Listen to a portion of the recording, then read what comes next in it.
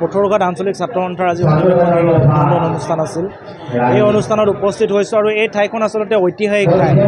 এই ঠাইখনৰ কথা নতুনকৈ পঢ়াৰ নতুনকৈ জনাৰ আচলতে হাবিয়াস বা নতুনকৈ কোনো প্ৰয়াস থাকিব নালাগিছিল। কিন্তু আমাৰ অসমীয়া মানুহৰ দুৰ্ভাগ্য যে বহু উঠি অহা প্ৰজন্মৰ ছাত্ৰ ছাত্ৰীয়ে এই পথৰুঘাটৰ ঠাইৰ ছাত্ৰ ছাত্ৰীক বাদ দি হয়তো অসমৰ বহু ঠাইৰ ছাত্ৰ ছাত্ৰী দিগ্জয় মানুহে হয়তো এই পথৰুঘাটৰ ৰণক লৈ তেখেতসকলে জ্ঞাত নহয় বা পথৰুঘাটৰ ৰণক যি ধৰণে অধ্যয়ন কৰিব লাগিছিল সেই ধৰণে অধ্যয়ন কৰিব পৰা নাই।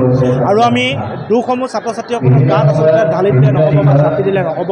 কাৰণ যি ধৰণে পথৰুঘাটৰ ৰণক লৈ আমি কাম কৰিব লাগিছিল অসমীয়া মানুহে সেই কামখিনি কৰিব নোৱাৰিলোঁ। আজি 1894 চনত 100টা বছৰ অতিক্ৰম কৰি যোৱা এই পথৰুঘাটৰ ৰণ য'ত নিৰংশভাৱে প্ৰায় 7 কোটি অৰ্থাৎ 140গৰাকী লোকক গুলীয়াই হত্যা কৰা হৈছিল খাজানাৰ প্ৰতিবাদ কৰিবলৈ গৈ, য'ত আচলতে জাতিটোৰ মুক্তিৰ কাৰণে উৎপনি ঘটিছিল, সেই ঐতিহাসিক পথৰুঘাটৰ কথা আমি অসমীয়া মানুহে পঢ়িবলৈ নাপাওঁ, জানিবলৈ নাপাওঁ। ইয়াতকৈ দুৰ্ভাগ্যজনক কথা একো নহয়। আজি এই তাত মই মনত এটা অনুভৱ হৈছে যে এই বিষয়সমূহ আগবঢ়াই লৈ যাবলৈ হ'লে NCERTৰ পাঠ্যক্ৰমত পথৰুঘাটৰ ৰণৰ বিষয়ে আচলতে অন্তৰ্ভুক্ত কৰিব লাগিব। আৰু যদি চৰকাৰৰ সদিচ্ছা থাকে, মুখ্যমন্ত্ৰীগৰাকীয়ে যদি বিচাৰে, আগৰ মুখ্যমন্ত্ৰীয়ে যদি বিচাৰিলেহেঁতেন, শিক্ষামন্ত্ৰীয়ে যদি বিচাৰে, NCERTৰ পাঠ্যক্ৰমত এই পথৰুঘাটৰ ৰণক অন্তৰ্ভুক্ত কৰিবলৈ, ইয়াৰ সবিশেষ অন্তৰ্ভুক্ত কৰিবলৈ আচলতে কোনো ধৰণৰ জটিল বিষয় নহয়। আৰু এই গোটেই ৰণখনক বিশ্ব পৰ্যায়লৈ লৈ যাবলৈ, ভাৰতবৰ্ষৰ প্ৰান্তে প্ৰান্তে লৈ যাবৰ কাৰণে তেখেতসকলে চেষ্টা কৰা হ'লে পাৰিলেহেঁতেন, কিন্তু কোনো ধৰণৰ চেষ্টা নকৰিলে। ই আমাৰ অসমীয়া জাতিটোৰ কাৰণে দুৰ্ভাগ্যজনক কথা। এই অঞ্চলৰ ঠাই ৰাইজে বহুখিনি কাম কাজ কৰিছে।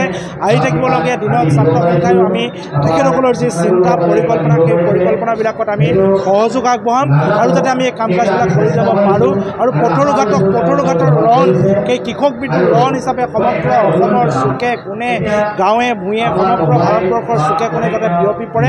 ইয়াৰ ঐতিহ্য, ইয়াৰ মহিমা, ইয়াৰ গৰিমা আৰু এই জাতীয় উদ্মোকনিৰ এই বিদ্ৰোহ চিৰকালৰ কাৰণে সকলোৰে মন মগজুৰে থাকিব লাগিব। তাৰ কাৰণে ব্যৱস্থা গ্ৰহণ কৰিবৰ কাৰণে চৰকাৰক আহ্বান জনায়। যিকোনো খবৰৰ বাবে যোগাযোগ কৰক 7099017330 আৰু 7099017110 নম্বৰত।